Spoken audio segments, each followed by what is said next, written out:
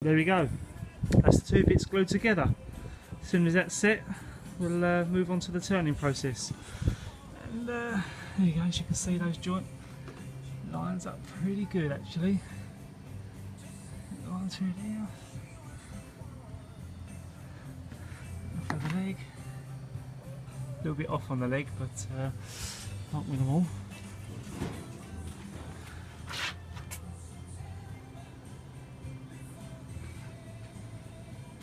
Quite happy with that. My wife chilling out in the background. She's been my camera woman most of the day, giving her a bit of a rest now. Right, as you can see, I have declamped it. It's been setting overnight, so we should be pretty good with that. I've only just managed to get out of here today because it's been rain's been a bit bad. You can see the rain clouds. But what I've done is I've cut this end off because this was the only end that had a bit of overhang on it. So cut that end off. It took quite a while. If you can sort of see, you know, that's pretty good for sawn timber, I think. Anyway. So what I've done now is I've drawn a line from that point to that point, and the same on the other side. So that gives me the centre of this bit of wood. Now what I'm going to do, then what I've done after that was I got a compass and I drew a circle all the way around. That's going to be the final finished diameter of our post. Now, the next step in this is I'm going to use the electric planer to remove as much of this material as close to the line as I can. Now, you could finish it with this if you wanted to, if you was better on a planer than I am, but I'm going to try and turn this on like a homemade lathe that I'm going to make up in the next video.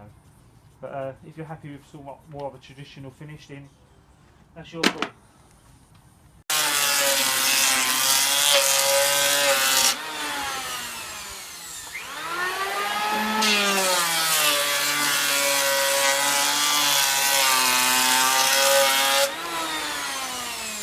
Right, here we go.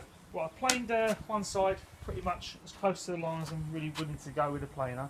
Also, you're not sure how it's going to go, how sort of straight you cut, you're sort of planing that off. Now, I mean, as you can see, look how much that 6x2 is actually left on there.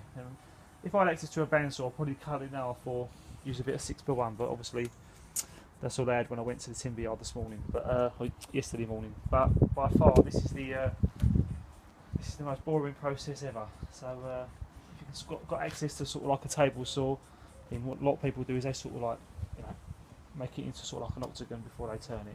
I'll probably suggest doing that if you had access to it. It's just a little short video to highlight the importance of gluing properly. But as you can sort of see, that sort of joint now, where it's glued properly. Obviously I thought I'd got glue on everything, but I was about to show you, I didn't. See that joint, perfect. And we come down to this one. See that, it's starting to open up. Now lucky enough, this is the back of the project. That's the only one I've seen that's doing it, okay? Make sure, don't make the same mistake I have. Glue your timber properly.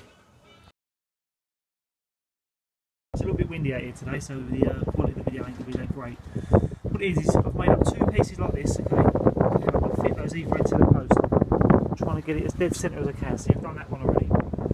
Now, what I've done is, I have used my compass to try and gauge, you see that gauge that I'm on the right sort of line really, as best as I can. I mean, this is the first attempt, and just going to sort of get the other side fitted now. Then I'm going to start on making the actual box for the lathe.